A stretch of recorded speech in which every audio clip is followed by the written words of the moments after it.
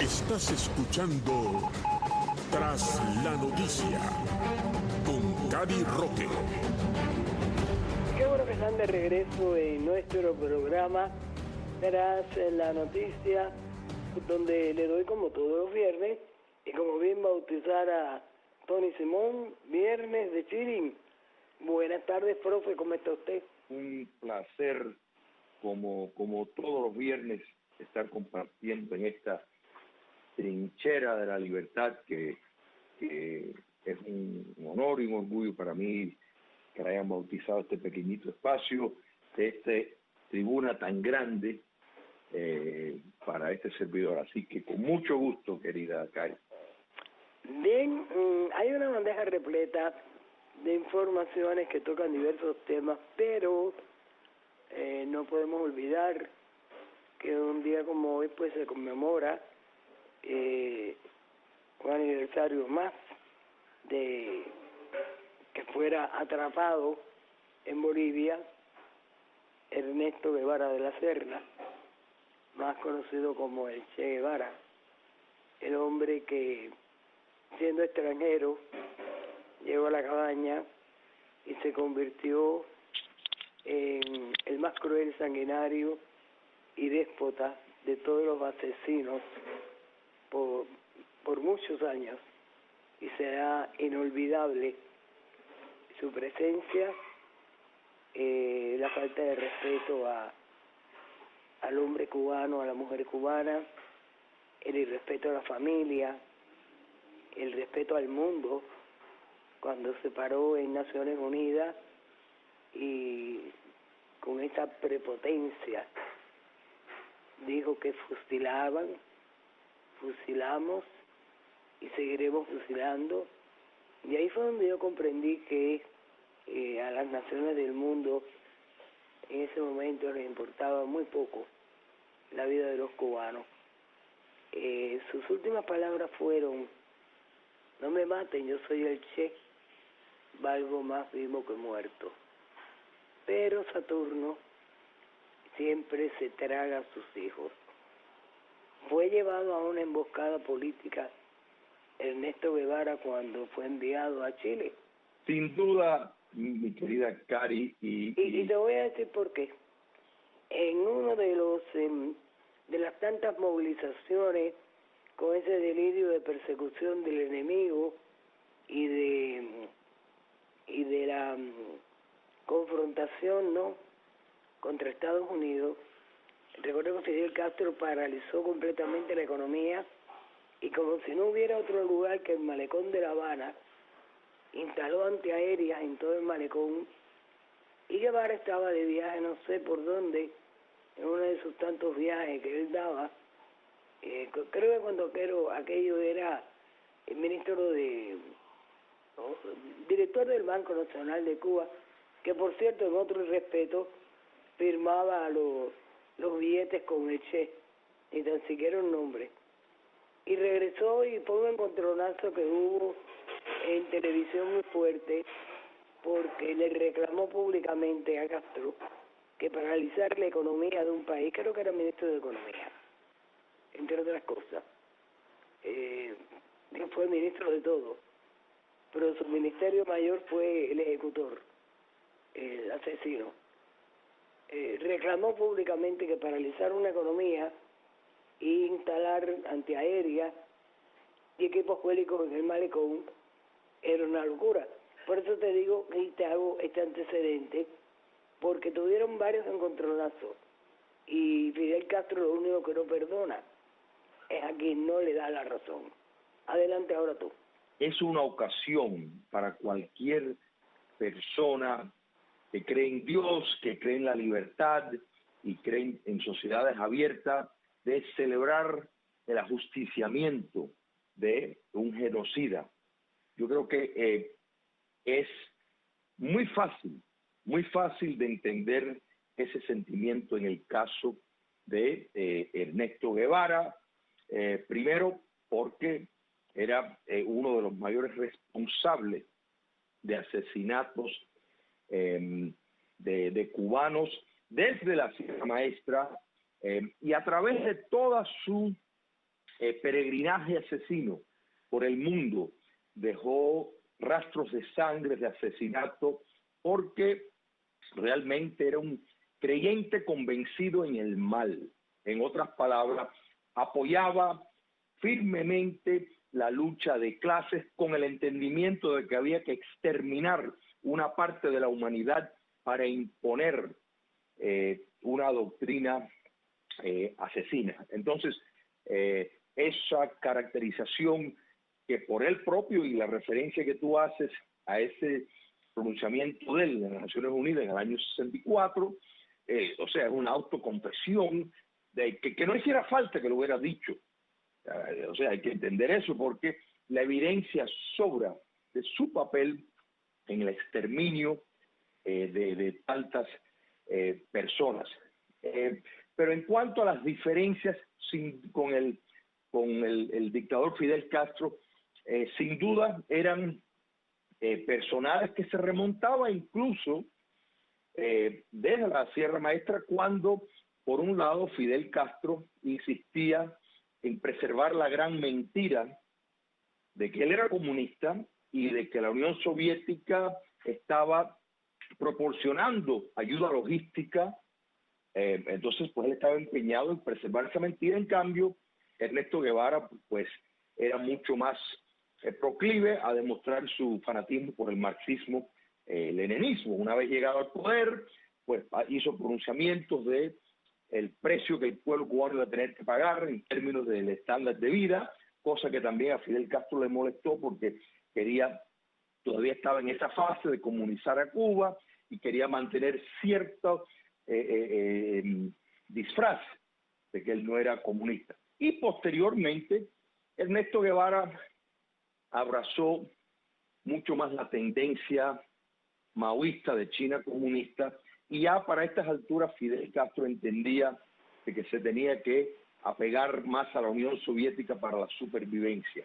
Y curiosamente, algún día se publicará mucho más de estos documentos, cómo la embajada china en La Habana proporcionaba determinados factores de propaganda para ver si estimulaba dentro del gobierno castrista alguna especie de separación de la Unión Soviética y un acercamiento a China. Yo creo que la KGB claramente entendió esto y pues le extendieron un cerco a Guevara y él pues se cayó en esa trampa. Pero realmente un individuo que le ha hecho un mal extraordinario a la humanidad y que hoy en día, bueno, desde hace un tiempo es utilizado como una especie de Mickey Mouse del comunismo, como un artefacto de venta material para hacer el lucro, un individuo que detestaba. Bueno, no, es que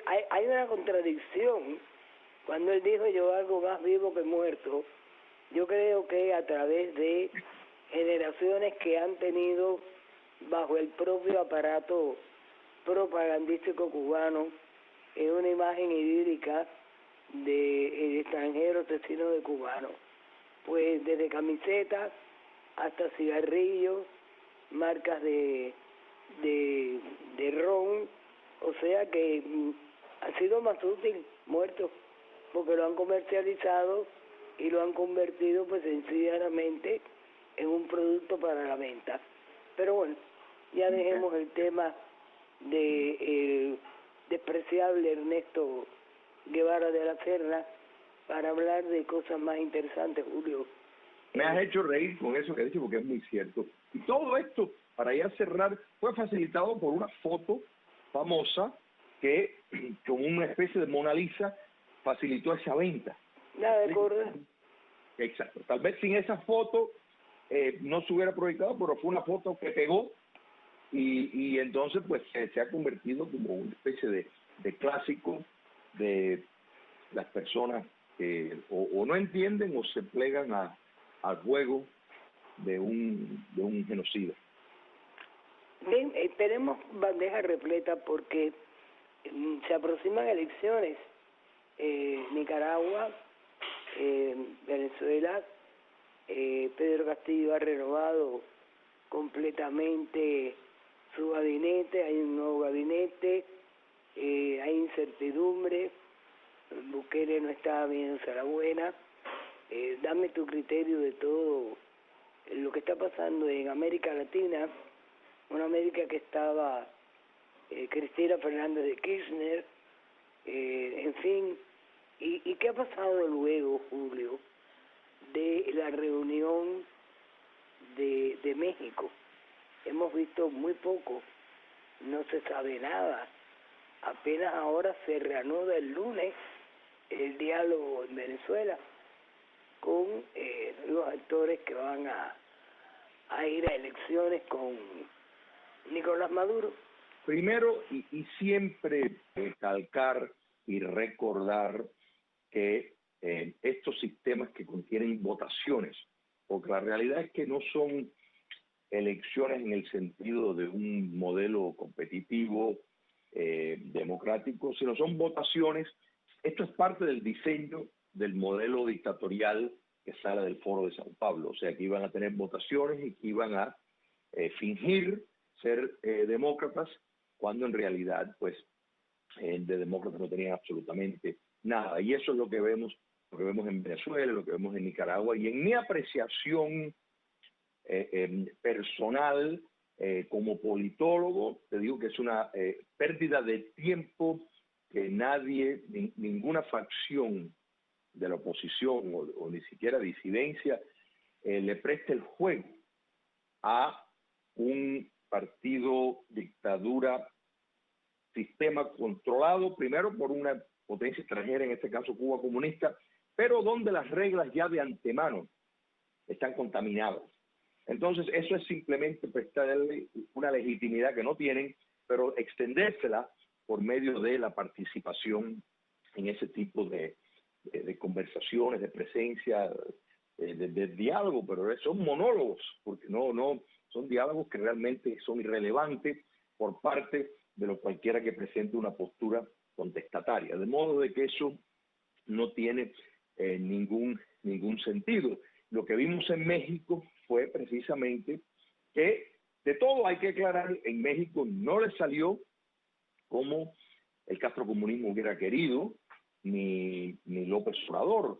La posición digna del presidente de Uruguay, entre algunos otros que también se expresaron, elevaron el tono y presentó un traspié a la intención total, por ejemplo, de la CELAC de presentar un frente unido. No, ese frente unido se vino abajo. Pero la razón por la cual no oyes mucho de lo que hacen Cari, es porque no son organizaciones transparentes que pertenecen a modelos republicanos que ejercen la democracia. O sea, son movimientos subversivos disfrazados de gobierno civilizado, que tienen organizaciones de pantalla para ofrecer un simulacro de un paralelismo con otras, como la Organización de Estados Americanos, por ejemplo. Entonces, tienen que operar en la oscuridad. Ya cuando salen a la luz, es ya con un pronunciamiento, una declaración, que es lo que ellos quisieron hacer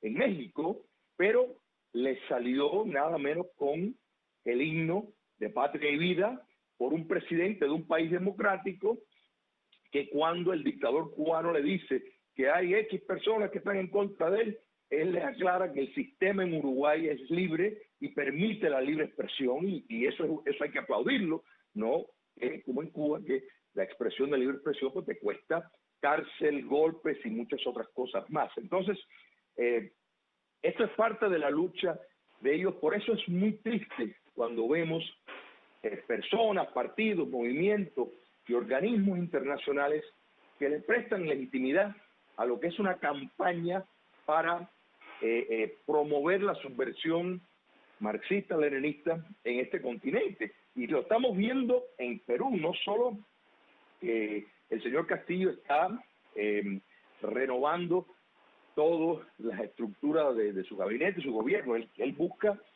renovar el país entero, pero una renovación que va hacia la destrucción. Él lo dijo claro, aquí no hubo engaño, él lo dijo clarísimo, y el éxito aquí, o sea, el éxito depende de hasta qué punto las Fuerzas Armadas en Perú, que son una institución muy profesional, pues puedan resistir el intento de cooptarlos y estén a la altura de lo que estuvieron las Fuerzas Armadas de Brasil y las Fuerzas Armadas en Ecuador, cuando tanto Lula como Correa intentaron cooptarlos para crear en Ecuador y Brasil otra Venezuela. Entonces eso, vamos a ver, queda por ver, porque las Fuerzas Armadas peruanas, como tú bien sabes, por años combatieron a otros genocidas que también aplaudimos su desaparición física de la tierra, Guzmán, que fue un responsable. Abigail. Correcto. Y su Sendero Luminoso. Correcto. Así que las Fuerzas Armadas peruanas están, o sea, tienen una trayectoria de defender y combatir el terrorismo marxista por muchos años, y ese es el gran reto para lo que intenta lograr Castillo en Perú. Quiera Dios que no lo logre, quiera Dios que el principio del apego a la libertad, al sistema democrático y al imperio de la ley esté por arriba de la voluntad de un individuo que quiere imponer un sistema macabro sobre un pueblo. Hay dos temas que quiero tocar, porque quiero que también me hables de un libro que tú has escrito y que ahora estás facilitando, ¿no?, que se pueda leer bajándolo a través de la internet. Pero yo sabía que a la corta o a la larga la protesta iba a venir, porque indudablemente estos elementos que rigen los destinos cubanos, tristemente hace 62 años, estaban confiados de que a la llegada de Joe Biden pues iba a ser todo coser y cantar, y ya saltó la liebre, y hay una declaración de Cabañas que dice que al gobierno cubano le sorprende que Biden mantenga a Cuba en la lista de patrocinadores del terrorismo, y que por ende pues esta medida, al mantenerse tras la aplicación, pues ha llevado a Cuba al fin de transacciones comerciales con más de 30 bancos. Esto lo digo ni más ni menos que en un programa de mesa redonda José Ramón Cabañas, quien se desempeña como director del Centro de Investigación de Política Internacional. Entonces ya saltó por ahí la primera liebre, que indudablemente les duele, porque realmente, como dice él, así dentro de su comilla, lo sorprendente es que a los 2 días de la nueva administración, que tiene muchos funcionarios que participaron en las conversaciones y negociaciones durante la época de Obama, no dejaron sin efecto la medida, sino que la publicaron en el registro federal. Y es que, claro, recordemos que Biden es un político que tiene muchos años, muchas millas recorridas, y él fue el vicepresidente del que le abrió todas las avenidas y recibió como pago un bofetón. El otro, la fuga masiva de peloteros en México. Dame tu opinión sobre estos dos temas y después pásame a hablar de tu libro, que creo que va a ser muy interesante para los cubanos de la isla. Bueno, en cuanto a las expresiones de el señor Cabañas, que la realidad es que es un máster oficial. Déjame hacerte una acotación. La primera vez que se incluyó a Cuba en una lista de patrocinadores del terrorismo fue en el 82, bajo la administración de Ronald Reagan. O sea que esto no es nuevo, esto viene caminando hace mucho rato. Adelante. Correcto. Y la realidad es que nunca se debía de haber quitado. Pero las palabras del señor Cabañas, que de nuevo es un máster oficial de la inteligencia castrista, que como son casi todos los diplomáticos eso es lógico. del castrocomunismo. Lo que pasa es que, claro, ellos tienen un problema con entender cómo funciona una democracia.